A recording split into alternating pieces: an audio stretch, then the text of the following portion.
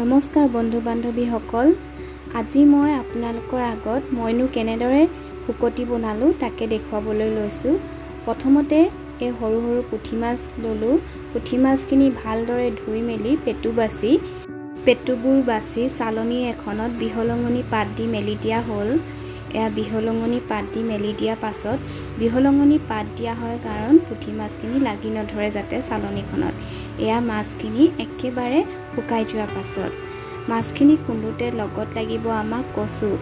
কিছুমানে এই কচুটোক দহি কচু কয়, কিছুমানে ডং কচু বুলিও কয় আৰু কিছুমানে কলা কচু বুলিও কয়। ইয়াৰ কলা কচু এবিধ আছে আৰু সেউজীয়া এবিধো আছে। মই দুইটাৰে এটা এটা ঠাৰি ল'লোঁ।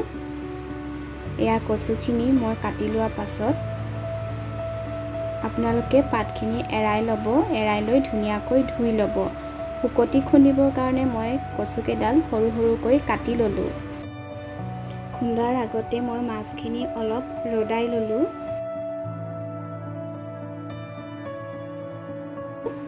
এয়া মাছখিনি খুন্দিব লগা মাছখিনি, এয়া খুন্দি থোৱা শুকতিখিনি।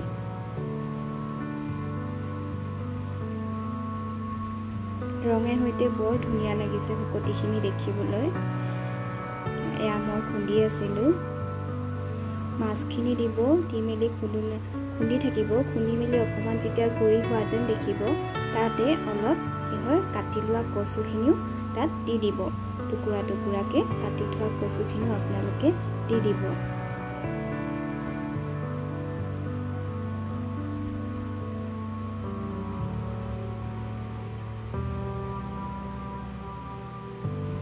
কচুখিনি দি এনেদৰে খুন্দিব। যেতিয়া কচুখিনি পিচ যোৱা যেন লাগিব,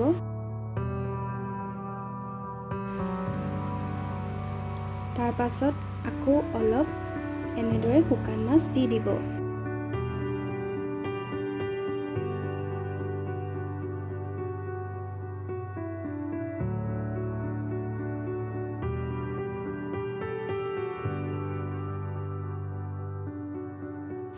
এয়া খুন্দি থোৱা শুকতিখিনি কেনেকুৱানো হৈছে মই দেখুৱাইছোঁ আপোনালোকক।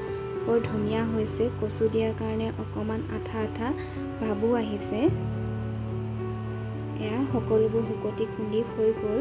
এতিয়া মই এটা আইনাৰ বটলটো আপোনালোকে একেবাৰে শুকান ল'ব। শুকান লৈ অকণমান হালধি দি জোকাৰি দিব। হালধি এইটো কাৰণে দিয়া হয় যাতে ভেঁকুৰাৰ সম্ভাৱনা নাথাকে মাছখিনি।